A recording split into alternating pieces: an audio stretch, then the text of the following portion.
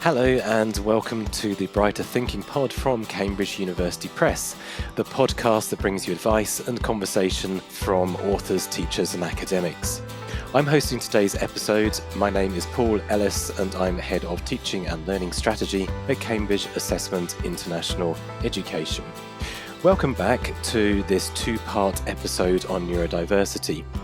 If you haven't already listened to part one, we strongly recommend you do so before diving into this episode. In part two, we will discuss strategies for making schools and other places more neuro-inclusive. Let's remind you of who our guests are. Amanda is a neurodiversity campaigner, medical doctor, academic, researcher and entrepreneur. She is CEO of a fast-expanding tech and health educational profiling company, Do It, and chair of the ADHD Foundation in the UK. Amanda is passionate about improving the lives of people who are neurodivergent in all settings. She co-wrote Neurodiversity at Work, which won a UK Business Book Award in 2022, and I have had personally the pleasure to co-author with her and with Abby Osborne from the University of Bath a book published in 2023 called Neurodiversity and Education. Welcome, Amanda. Thank you for having me. We're also joined by my colleague, Lauren. Lauren Woods is Assessment Accessibility Advisor at Cambridge Assessment International Education. Her role centres on developing the accessibility of Cambridge International qualifications, alongside raising awareness of special educational needs and disabilities, as well as the potential barriers to learning and assessment that such conditions may cause. As a former member of a school leadership team with 14 years school-based experience, she has coordinated provision for and supported students with special educational needs and disabilities and students with mental health, medical, behavioural and pastoral care needs. She has been a safeguarding lead, SEND-Co and examinations access arrangements assessor. Welcome, Lauren. Thank you very much for having me, Paul. Nice to be here.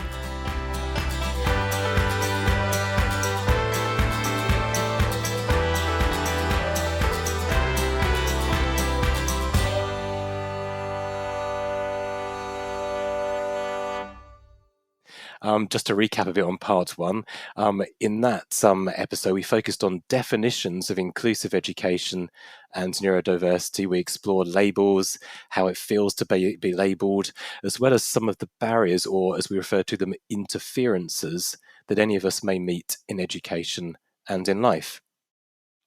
So now in part two, we're going to look at the practicalities for schools, school leaders and teachers of being more inclusive in terms of teaching, learning and assessment.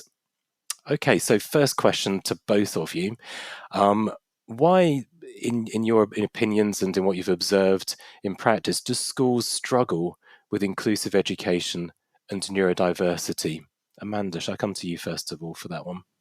Yeah, thank you. I think that some of the reasons are thinking about typical and atypical child development, that we often think about boxes. So we get worried that we don't know enough about dyslexia or autism or ADHD, rather than thinking about children and an inclusive approach. And that if we understood child development a bit more, then we would understand about when it's not actually happening in the way it should be, and then think of the reasons why that might be happening. I think we're still going back to a medical sort of model.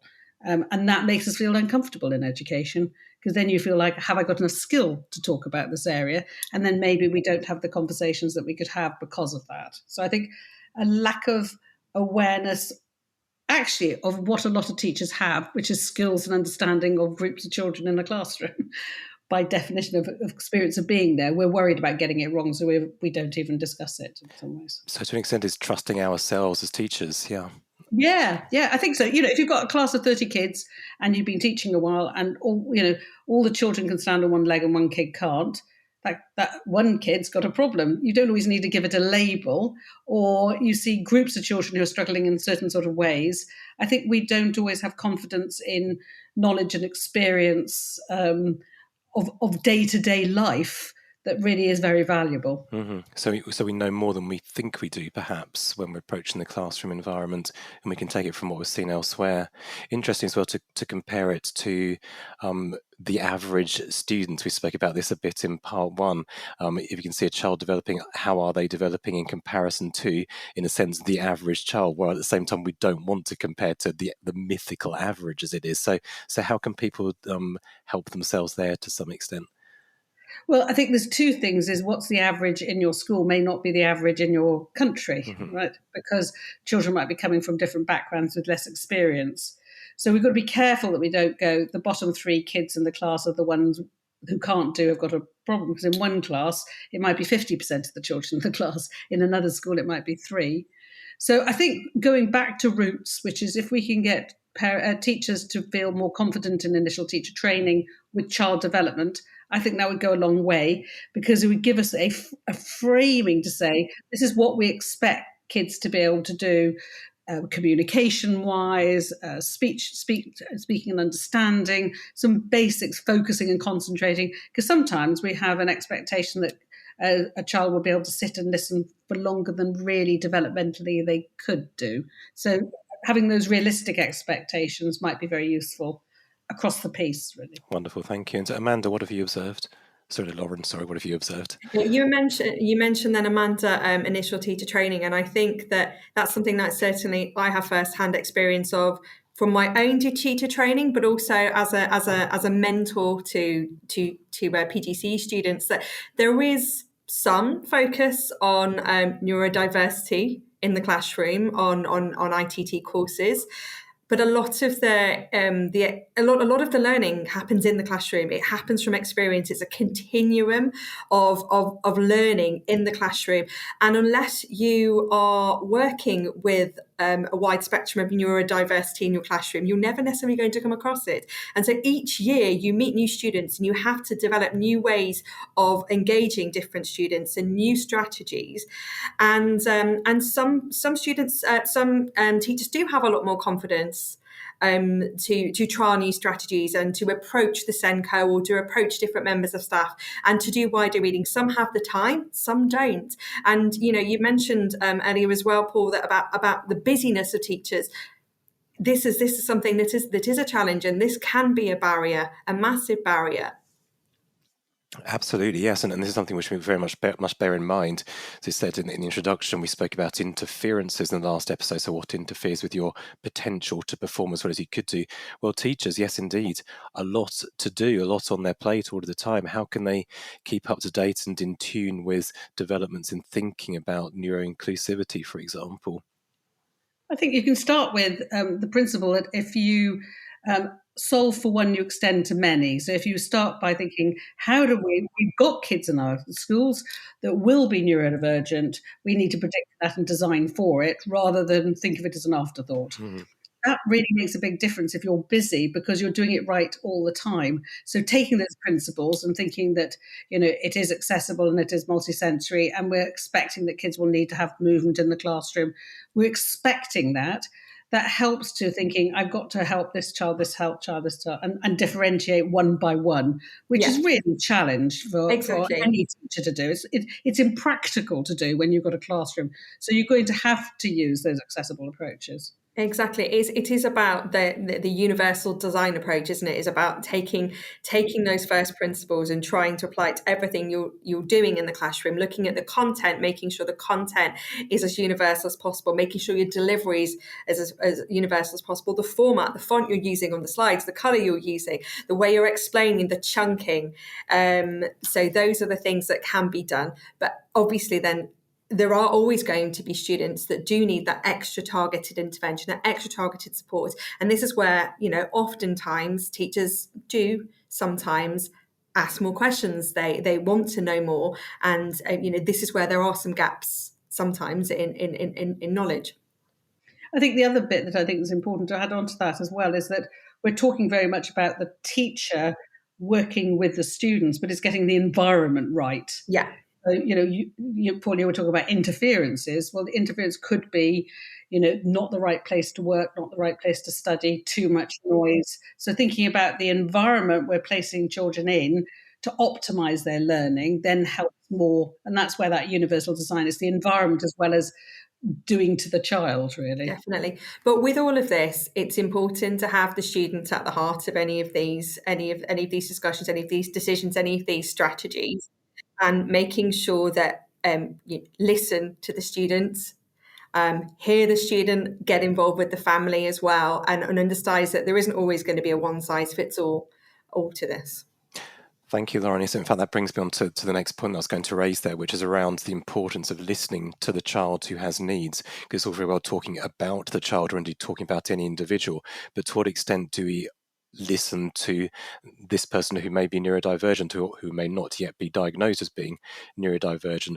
What can we do more to make sure that we involve students in the process of thinking about what their actual needs are? Well, the first thing that I would say is, and you mentioned that a student that may be neurodivergent or a student that may or may not have a diagnosis, that if a student gets a diagnosis, I think the most important thing is to stress that they are the same child as they were before. And that, and actually it's that everyone learns differently, isn't it? And everyone approaches the world differently. And listening to the student and encouraging them to express where they feel their strengths are, where their goals are, and then working with them to get those step goals. In the UK, we talk a lot about person-centered planning, being the child being at the heart of the process, being involved with the family, and everyone working to surround them to make sure that the support in any intervention is the most meaningful as possible. And this is the approach that I think is something that's very, very worthwhile wherever possible to take. I don't know what you think about that, Amanda. Yeah, I mean, I think really when we're talking about how do we get the voice of the child, we've got to listen to how the child is expressing their needs and wants. And sometimes we label that as behaviour, and I think this diagnosis is called behaviour. So I think we need to stop and go, when we're using words like social and emotional behaviour, are we using it as an umbrella term and not considering why here, why now? Is this a form of communication that we've not understood? Yeah, is it an unmet need? It's an unmet need that we haven't sort of considered, and we are putting our own biases or labels, wrapping that around the child. So in order to be able to hear the voice of the child, we've got to be able to understand how they will best communicate that. Mm-hmm. And I think we've still got work to do, that sometimes we're just seeing the behaviour, not seeing the reasons for it. Yeah. Exactly. So you spoke a few moments ago about the environment more broadly. Of course, part of that environment is the environment that students have back at home and the parents' involvement in education as well. Now, some parents are more than happy to have children who are diagnosed, and indeed more than happy to seek diagnoses as well. What role do you think parents should have in a school with regards to looking into neurodiversity? Well, hugely important. First of all, there's genetics. So quite a lot of children who are neurodivergent will also have parents who are neurodivergent. And that's really important for schools to consider when we're engaging with parents, sending out information, wanting to have contact with them, that actually organisation, planning, literacy, all of those things might be challenging for the parents as well. So if they don't turn up, it might not be a lack of intent, it might be a lack of planning and organisation. It may be a lack of ability to read the letter. A lot of parents who may have neurodivergent children may only be coming to the conscious understanding that this could be them as well. So we're having a generation of parents who may not be diagnosed, but recognising their children. There are some similarities of who they were and how they operate now. And I think that for some parents, they certainly don't want their child labelled. They see this as a stigma, and that might be going back to their early childhood. Perhaps they were diagnosed and it was seen as rather pejorative. ADHD, in the newspapers isn't always the headlines are always not always good, so there are still stigmas against some labels that may be quite triggering for parents if they've had poor experience themselves in education. Definitely. And I think just the parents themselves may be gaining a diagnosis themselves and coming to terms with what that means for themselves, and actually then talking about their children, that might be quite sensitive.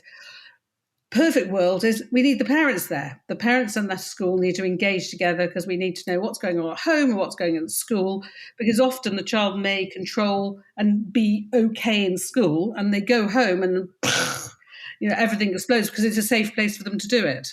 Mm-hmm. So understanding that those ripple factors is going to be really important for schools to understand, and the 24-hour process, as well. What's happening on a Sunday, what's happening on a Friday, those things as well. If I could pick up of what you said then, Amanda, when you said about when children get diagnosed and the impact on parents, it can take a while for this to be digested, and there can be a lot of mixed emotions. There may be parents questioning about, what does this mean for my child's future? Is this going to close doors? How am I going to deal with this?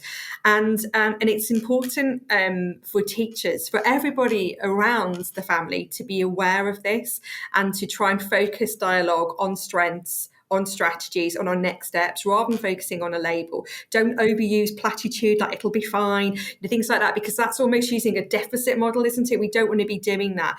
Allow parents to express their feelings, allow them to express fears. Don't say sorry. There's nothing to be sorry about here. Everyone learns differently. Ensure that parents don't feel alone. I think that's really important. Respect and just treat normally, because everyone's normal is different, and this is going to be that family's norm. And I think you're right, Lauren, in the sense of that when parents have got the diagnosis, they may have waited a long time for it. Right? Yeah. So that's the other thing. So they could have waited several years. This could be, and there may be some fears, and they need more discussion. They need to be exploring. So again, I think you're right, is to be respectfully inquisitive, but not making assumptions about what their knowledge is as well, what the parents' knowledge is as well, what their fears are, because it may be they're worried about the next step when their child's transitioning out of school or to another school. Exactly, yeah. Exploring that in the same way as you would do with any, making it person-centred in the context of the family, and doing that sensitively.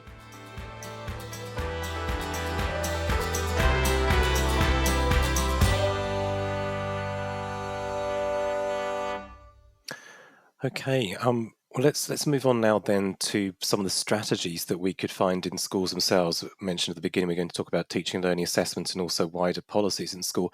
Should we start with teaching and learning and some strategies that teachers could use to help break down what some of them might see as a challenge of dealing with neurodivergent students in their class? So, Lauren, if I could start with you, have you come across and have you used yourself some strategies to support students who are neurodivergent? And obviously there's many. Where to start here? Yeah. I think that's the thing, where to start. I think the first thing for me is always about relationships. It's knowing the students, knowing their strengths, knowing their areas for development. I don't like the word weaknesses, because it's areas for development, areas where they feel less confident. Knowing how they most are happy and how, making sure they feel safe and understood. Because if they are feeling happy in themselves, if their well-being is good, then that's when they're in the best place to learn. So that is first and foremost the most important thing. And that may involve getting involved with the family as well and creating those links. We've talked already before about the universal design approach. So making sure that lessons are as universally accessible as possible, that the contents, the delivery, the layout of resources, but also other strategies in the classroom. So using active listening strategies, using body language effectively, the pace, the tonality of voice, using teachers as students, using other active listening strategies. So asking students to summarise so that they hear a different voice rather than just the teacher. But I think most of all, it's being patient and allowing students to process information in their own time, because you want to prevent that cognitive overload. Everyone's, the time that everyone needs to process information is different. So allow that, be aware of that, and not overload, not overwhelming. Of course, there's lots of targeted strategies as well. People, have a little arsenal of strategies up their sleeve. So allowing STEM toys if necessary, prompting students, the good old name drop. You mentioned, Amanda mentioned before about the environment, so preferential placement in the classroom, not sitting a student who's got attention or concentration difficulties next to a window or next to an open door. These little tweaks can make such a difference in the classroom. So teachers having a little arsenal of strategies is really, really, really valuable. I like that phrase, an arsenal of strategies. Great. I mean, there are so many, as we said, and we could go on for hours talking about them. Amanda, connected to that, if a neurodivergent student has a particular strength, how do you think teachers could harness the strengths of neurodivergent students? I think what's clear is every child having a value in the classroom, and other children valuing them for what they can do. So I think that classes sharing that understanding of interests and then respecting those differences, that you can showcase those talents and being given an opportunity to do so, is really valuable. And it may be a talent that you've only realised, perhaps it was in COVID that you started baking cakes at home, that you may not have even thought about. That's something you could tell people in school because it's not a school thing. So I think it's positively seeking out the talents that people have and then giving an opportunity to share that with others in the class. And I think also is raising self-esteem is peer-led. So if you've got a talent, could you show other children your talent? Could you share it? So that's a really good way of showcasing it, but building self-esteem and confidence, because some talents will have more kudos in a school. So, sporting talents often have been number one. Maths talents haven't been so much of kudos, but actually now you should reframe it and go, well, look at the things you could do in IT, look at the sort of, different places you could go. So the class teacher being able to frame the talents in that gives it, sort of a value for the other children as well, I think is important. And if we're thinking of then the transferable skills as well, if I give a concrete kind of practical example of when I was teaching myself, it would always be when I was thinking about group work and being really mindful with groupings to make sure that roles within a group were allocated to people's strengths. And so taking that kind of strength-centered approach to group work with skills that complement one another. For example, a candidate with ASC may have amazing pattern recognition and an amazing memory. A candidate with ADHD may be a very energetic public speaker. A candidate with dyslexia may be extremely creative. So knowing those strengths and making sure that those strengths are harnessed together collaboratively to get the best output of group work. That's something that, I really think is a very, very worthwhile way of considering how to harness strengths of neurodivergent students within a class setting. I think one thing just to add in there is being careful if we're showcasing talents that student's comfortable to do so.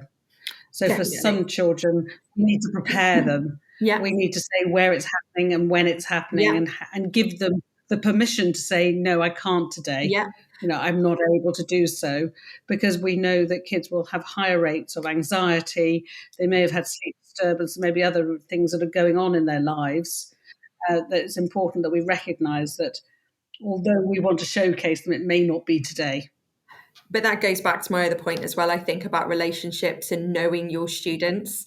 And you will know whether it's a good day, whether it's a good time of day, whether it's a good time of the week, whether it's a good lesson, whether it's a good group pairing. So it's knowing those students. And it's only when you have those relationships, I think that's when those kind of strategies come into fruition and have the maximum impact. But very, very good point. Excellent, thank you. And just to let the listeners know as well that we'll be providing a small glossary at the end of this as well that you can look up online to look at initialisms like ADHD, for example, or ITT that we mentioned once before, just in case you're not quite sure what those are. So don't worry, you'll be able to find them in the show notes at the end as well. So moving on from teaching and learning in the classroom, let's look at assessment as well. Now, assessment can be in the classroom, can be in the exam hall. Exam halls can be very scary for some people. For other people, they can be delightful places to be. So again, it takes all sorts in different ways. But let's have a look now at how do certain things get in the way of neurodivergent students, in a sense, showing what they know in a test or examination situation.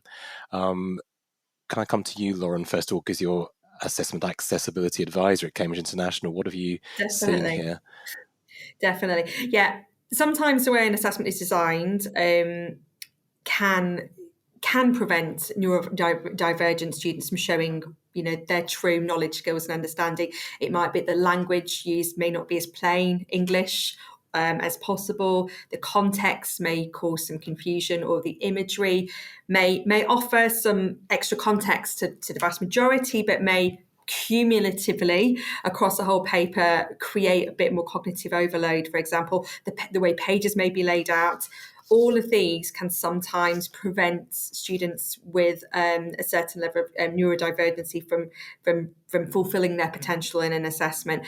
And we at Cambridge International, and indeed all of the UK-based exam boards, awarding bodies have been doing a lot of work in this area, really focusing on accessible design principles. So looking at our standard papers and trying to minimise as many of these barriers I've just referred to in our standard papers, which then also in turn helps to minimise the need for any reasonable adjustments, so any modifications, or at least facilitate them. There's always going to be candidates that are going to need reasonable adjustments, so access arrangements, extra time, reading support, prompting. But by looking at the way our papers are designed, we can try and minimise and facilitate this afterwards. Thank you. So it's all very well us designing papers at an awarding body level to make sure they're accessible to students. What about when it comes to classroom testing? I was a modern languages teacher, for example. I've learned now, since I stopped doing that I shouldn't have done vocabulary tests than I did. I was expecting everybody to learn words. That's not actually realistic. Exactly. Lauren, I know you're a modern languages teacher too, but I was just wondering that the two of you, what have you seen in terms of assessment in a formative space rather than a summative space? That hasn't been so good and could be better, and how could we make it better? I think it was interesting. I was having a conversation with some teachers this morning, and they were sort of saying about how the children are still recording in their class in tests by hand and practicing their handwriting. So this is one area which, if you're very slow and it's laborious, perhaps you've got developmental coordination disorder or dyspraxia, and handwriting is difficult for you, what you end up then maybe is lesser content. Because it's more effortful, it's more painful, it's more untidy, and the bias that you've got there when you're looking at it, the results of it, the child doesn't feel like it looks good as well. So I still think we've got technology, but it's not always readily accessible to all children. But we do have, and we've got speech to text and text to speech. I think sometimes still we default to using a recording process. And it goes back to what Lauren's saying. Universal design is looking at different ways different people can deliver and show that you've learned, and so the output could be delivered. We can do it. We don't need to design the technology. It exists. It's just it's not available to everybody. Yeah, it's giving the opportunity to record it, to record, tell it to somebody else, to draw pictures, to do it in different ways. I think our challenge with that, even in the classroom, is a fair metrics of how we're measuring whether somebody's learned something or not. And I think that's a much more complex challenge. How are we measuring learning? It's not just the content, and it's where we've been before. So it's not easy. I think it's not easy. So if I go back to your question, sorry, Paul. No, you go ahead. Sorry. You said about how to make the formative and summative assessments more accessible. Encouraging teachers to as much as possible to apply the universal design principles in their own classrooms is something which would add great value. So making sure that the language used is as simple as possible, unless it's English being assessed, of course, or if it's a language being assessed, that needs to be appropriate level for the assessment. But making sure that PowerPoint slides use appropriately sized fonts. They use sans serif fonts. They use color vision deficiency friendly colors. And as Amanda has referenced, then if a child uses a certain support in the classroom, so technological support or human-based support, so a facilitator, a reader, a scribe, that this is permitted in a formative assessment, in a summative assessment, and then that becomes their normal way of working. So that then when they're doing their high stakes exams, their GCSEs, their A-levels, then that is also mirrored in their exam. Mm-hmm. That's very important. In fact, you and I wrote a blog about it, didn't we, Lauren? At yes, some point, we did, yeah. Talk about it. Extra time, for example, in exams, and not just having a student turn off the first time for their GCSE exam and they've got 25% extra. Well, what do I do with that 25% extra? Exactly. They need to know what to do with it. Yeah, it's so important. So don't just leave it to chance. Retrain. Train is perhaps the wrong word, but trying to help people to know how best to use any additional support they might have, whatever form that might take. But also, I think, is that sometimes we have a constrained list of what we can give. So that sometimes is difficult. And you're right. If for some students, if they get 50% extra time, that might cause more problems than no extra time. Because if you've got planning and organisational difficulties and time management allocation. And fatigue. And fatigue, exactly. And difficulty focusing. So we've got to be mindful, again, that child-centred approach, which is what will actually help and what might constrain what we might be doing good, but in fact not, because we're designing something that doesn't fit for that child. Exactly. It's all about the impact. Just because a student has, dyslexia doesn't mean that they necessarily need X, Y, Z. It's looking at the individual, what has the impact on them and not on their output. Absolutely. What they want as well. That's the other thing, is what they want. It's about speaking to them, asking them what they think that they would like. Takes us back to the importance of listening to the child. So important in all of this. 100%. So drawing the camera out, as it were, a little bit here, back to the whole school. Are there any strategies that you think a school ought to be putting into place? Say a head teacher of a school is listening to this podcast. What could they begin to do tomorrow to be more neuro-inclusive, to be more neurodivergent aware, for example? Amanda, do you want to start us on that one? Yeah, so I think the first thing is creating that ecosystem that everybody who's working in that environment understands something about neurodiversity and why children and young people might communicate in different ways and why they might not engage. So that's from the receptionist to the lunchtime people, everyone in that ecosystem to have some basic understanding. That can really help. The other bit is, I think, is understanding and that with young people as well, how we might be, we're all neurodiverse, but some of us diverge, and understanding our similarities and differences and respecting those. So actually doing some training with the pupils as well is going to be really effective, reduce, bullying and improve self-esteem and confidence. The other thing is then widening that out in your ecosystem. It's really involving the parents, really involving the community. So you're utilising what you've got around you to the best effect. So have you got a local support group, or have you got a parent who can come in and talk to the teachers about their own experiences so it becomes real and it's local and it's relevant? Are there health professionals who might come in and talk as well? So you're utilising third sector, charities, people around you to the maximum. So the school becomes a hub of information that can help signpost for parents, for teachers. So it becomes a knowledge hub as well. And I think those things can really make a difference. Lauren, what have you seen from your perspective working on a senior leadership team in a school recently in the UK? It's about looking at the school development plan and prioritising. And I understand, having sat on a leadership team, and also I'm currently a school governor, so I know that there's a lot going on. But there needs to be priority in this area, and looking at addressing gaps in awareness, making sure that it is part of the CPD, the whole school CPD, so that everyone has this constant drip feeding of information. It shouldn't be a one-off once a year. It needs to be regular, short, little snippets. So it normalizes the conversations. It's just constantly, it's a constant development of awareness. But also it's about making sure the processes for identifying students, for raising any concerns, particularly if it's a student that maybe doesn't have a diagnosis or isn't known already to the SENCO. So make sure that people are aware of these processes, make sure there are clear channels of communication.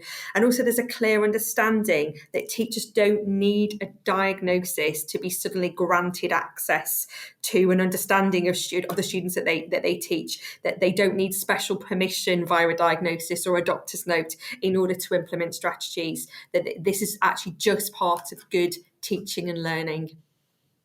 I think that's a really important point to emphasise. You don't need to have a label to help. We can help the child just by getting to know and understand them better and creating the right environment. And I think that's a really important, because often I think we're reticent sometimes to jump in because we're worried we might be getting it wrong, but actually going back to what we said at the beginning, good experience and understanding, good communication and relationships really mean you can explore that together. Definitely. So in a school, there are bound to be some teachers who are neurodivergent as well, and indeed school leaders. Just briefly on that point, Amanda, what do you think schools could do to welcome more neurodivergent staff members? I think we've got a way to go. I think we're now starting to have the conversation that we probably didn't have a few years ago. And senior leadership is a really important place for that to start, to say that if we're going to value the children in the school who are neurodivergent, we're valuing the teachers are as well. Neurodivergent teachers who may have specific interests can really engender an interest in other children and can model that and say, this is me. And if they feel strong enough to share that information and they want to, that's the other thing, is respecting if they don't want to share that with their pupils. But if they want to, that can be very empowering as models, role models for the children they're teaching. So, but I think it's got to be something, it's got to start with senior leadership to say, this is what you need, discussing their needs and seeing what workplace adjustments need to be put in place so they can do their job optimally, and having those conversations and recognizing if things change within the school, those might need to be reviewed on a regular basis. So it's not like we've done it, tick. It needs to be, again, a regular review to see whether that person's being supported. Fantastic, thank you. So we're coming towards the end of the podcast now. I was just wondering whether you think more broadly that education has the possibility here really to change the dialogue about neurodiversity. I'm hoping the answer is going to be yes, but I'm just wondering in what ways we can hope that teachers and students coming through this nowadays can make a difference to the conversation about this, because by this podcast itself, we're trying to open up this dialogue, trying to open up a further understanding of the definitions around neurodiversity. But what do you see might be the near future or even the medium future with regards to neurodiversity as a result of really helping people understand this in schools? I'm seeing it already, actually. So I've just been doing a piece of work looking at sharing information in the workplace. And the one group, I've got like thousands of respondents, but the one group that seemed to be sharing more readily was the 18 to 24-year-olds. And they were getting adjustments quicker than the older ones. So I think that's sort of reflecting a change in society, where if we can move through education and go, neurodiversity is us all, some of us diverge, let's understand that young people are growing up with a narrative which is strengths-based, and then just recognizing the challenges and not dismissing them, but actually recognizing the strengths as well. That means when you leave school, you're coming through seeing yourself in a different sort of way. And I think if you get the ecosystem where teachers are standing up and going, this is me as well, that's a very different place to where we were even just a few years ago. Definitely. And I think it's about really continuing to encourage teachers, not only teachers, but everyone involved in education, but the students themselves, to rather than focus on individuals and on differences, is to see things more collectively, and thinking about the greater diversity of individuals, the greater diversity of perspectives, the greater diversity of ways of thinking, and that all of that enriches the educational experience for everybody. Wonderful. That's a very positive point to end on, I think. Before we do close, however, I just want to ask each of you if you have any particular websites, books, resources, etc. you might recommend, or what people could do next. What would be your next recommended steps for people to take after listening to this podcast? Amanda, shall I start with you? Well, I have to say, you need to read the book Neurodiversity in Education, because it's the book that you and I and Abby Osborne have written, and we hope that it's a practical guide that takes you through some of the history and what we need to do and what we need to think about in different ways at a whole school and a child, and what the barriers are and what we can do positively to make a change. So I'd like people to put that on their, I was going to say Christmas list, but maybe sooner than that. I think there are some really good resources around. I think some of the charities like the ADHD Foundation has got some really good practical resources around as well that can be really helpful for teachers and parents and young people. One of the things the ADHD Foundation has got a series of comics for young people and teenagers, written by young people and teenagers. And I think that example of that sort of thing is really good. So happy to share some others as well, but I think that's a good start. Thank you. And of course, internationally, similar sorts of organisations would exist as well, similar charitable organisations, some more in some countries than others, but there's many accessible things in any case on the internet, wherever you are in the world. Okay, well, thank you so much to Lauren Woods and Amanda Kirby for being such fantastic guests on this podcast and on part one of this particular topic as well. If people want to find out more about you and what you do, where can they go? Come and find me on LinkedIn. I do a newsletter every week all around about neurodiversity at Prof. Amanda Kirby, and same on Twitter at Prof. Amanda Kirby. So come and find me and make contact with me. I'd be very happy to have a conversation. Thank you. And we'll put that in the show notes as well. I know you have many followers on that, Amanda, so I'd just highly recommend that as something worth looking at on a regular basis. And Lauren, if people want to find out more about what you do, can they find you on LinkedIn as well and elsewhere? Yes, they can, and I'll put that. I'll send that over, so it's in the notes. Wonderful, thank you. And I'd also like to encourage listeners to look at the Cambridge International Education brief on inclusive education that you can find on the Cambridge International Education website, and also the online and face-to-face courses that we run on this topic. And also Lauren, working with me here at Cambridge International Education, she has been heavily involved in making sure that the guides that we have for exams officers and for other people working in this space are really up to date and provide some wonderful advice for schools that want to look after and support their neurodivergent students, and indeed all students, to the best of their abilities.